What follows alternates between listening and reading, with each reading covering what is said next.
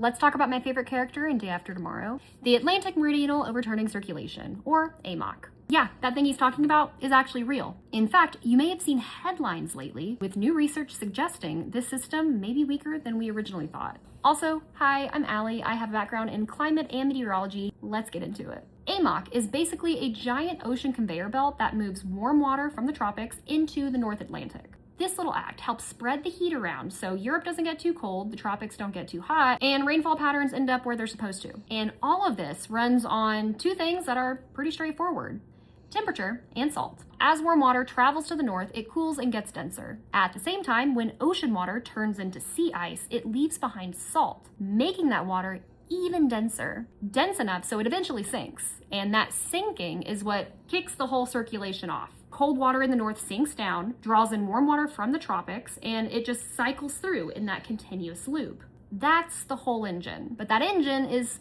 pretty sensitive. You can probably take a guess that this is where climate change comes in, and you'd be correct.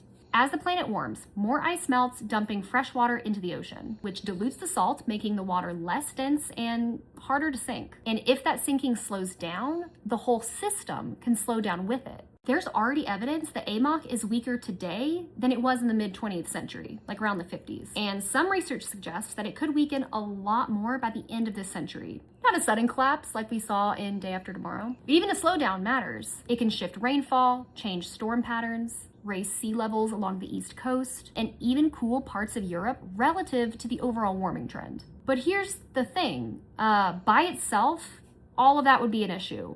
This is also happening at the same time we are releasing greenhouse gases that are warming the planet. And we don't really know how those things are going to interact. The ocean is absorbing heat, it's absorbing carbon, and the AMOC helps move both. So if you weaken it, you're potentially changing where that heat goes and how carbon gets stored into the ocean, or some other third thing that scientists haven't thought of yet. So yeah, we know all of this matters. We don't know exactly how all of those pieces fit together because again, we've never lived through something like this before. So I don't know, we'll see.